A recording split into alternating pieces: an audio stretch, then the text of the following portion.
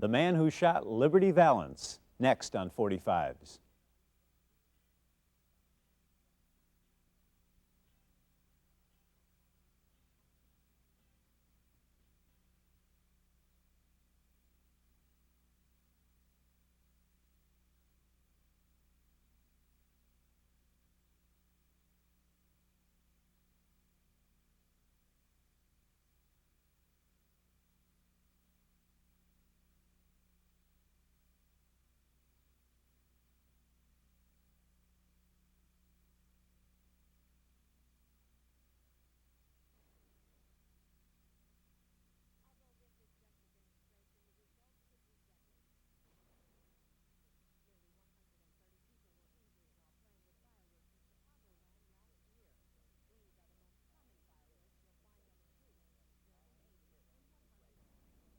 Gene Pitney played piano, guitar, and drums in high school in Connecticut, where he still lives today with his wife Lynn and 3 sons.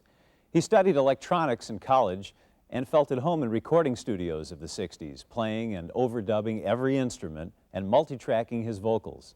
He had a talent for writing. He's a Rebel and Hello Mary Lou are his most famous compositions. But his real gift was his unique voice. Looking at some clips of you, especially from way back in the early 60s, the skinny kid coming out, belting out these songs, and it looked like you were going to collapse any minute, break down, start weeping uncontrollably. Well, that's legitimate. I mean, I get that deep into a song.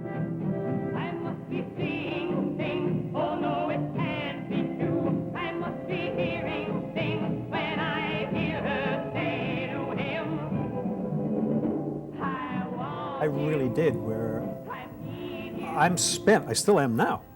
When I do a show, I don't have anything mentally or physically left to give when that show is over. And I want to give it all away. In 1962, the Academy Awards, this big Hollywood production of Town Without Pity, you step out, you do the song, you're like 21 years old. Very, very unusual at that time for a pop star to be doing a song on the Oscars, right? Young and so in love as we, and bewildered by the world we see. I'll never forget the director coming up to me, and he said to me, "Now, Mr. Pitney, what we want you to do is we want you to sing the first half of your song up here. Then we want you to walk down these 6 steps to go over to where Mr. Hope is now." And I thought, this is it. You're going to tumble down there first time out here, and you're going to be gone. It looked like I knew what I was doing, you know. I had no idea. I was completely a wreck. When we hear you singing Town Without Pity, and the record is played everywhere in the world still to this day, it sounds very much like you're hurting. We feel the emotion. Where does that come from? I am hurting when you hear it. We went into the studio in Los Angeles to record this at about 8 o'clock at night. So at about 4 o'clock in the morning, what started out to be "When You're Young and So in Love as We" became "When You're Young and So," and they all jumped up. And they said, "That's it. That's what we're looking for." No, it isn't very pretty. What a town without pity. Can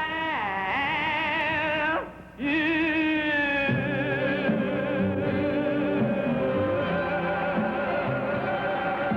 Did you do The Man Who Shot Liberty Valance? Did you get to do that because of the success of Town Without Pity?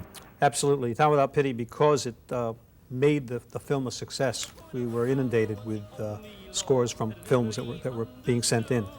And when that one came in, it was impossible. I mean, you couldn't turn it down. It was Bacharach and David that wrote it. John Ford directed.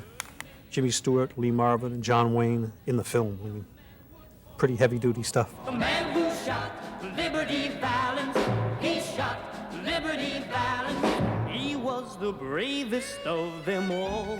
How did it feel in November 1962 when the #2 record on the charts, the #2 record is Only Love, and #1 is He's a Rebel. So the song you wrote keeps you out of the #1 slot. I mean, people thought that the #1 was important to me, to have my own song going at #1. I couldn't care less. To have 2 songs like that on top of the charts and be creatively involved in both of them, I thought was just terrific. How do you get to be voted the top singer in Italy in 1964. No offense, but how does that happen? The wonder of singing in Italian is that every word ends in a vowel. And for a singer to have every word end in a vowel, it's terrific. And the type of songs that they loved, what I call bravo songs. And the first time I was there, and I was singing, E se domani io non potessi rivedere te, mettiamo il caso. And the audience went, bravo, Pitney! And I thought, wow. And I really, really, really loved it. Is it true that there are somewhere in some vault, there's some material that's never been released that has you and the Rolling Stones together singing? Apparently, yeah. I think it was the Not Fade Away session. And they came in with one song. They didn't have anything for a B-side. So what they did was just said, let's do some blues chords, 12-bar blues. And I played piano. And Phil Spector, they have him down. It was funny, I was reading the credits on that LP. They have him down as playing maracas. And what he was playing was an empty cognac bottle with an American $50. That was his percussion instrument. The song Backstage is very depressing. Do you really feel that way sometimes when you're out on the road performing? Backstage, I'm lonely. Backstage, I cry. You've gone away, and each time I seem to die a little out on that stage. It's wonderful when you're performing and when you're giving it away, but then when that stops, everybody else goes home.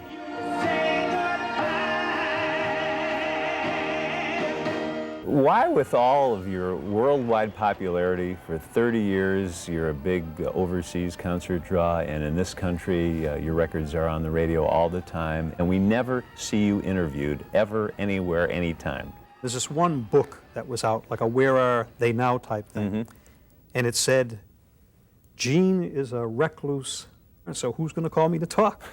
You know, there is something about the mystique of you not popping up everywhere. Well, then maybe I should just stay where I am. You can go away again now that you've talked to us. Okay.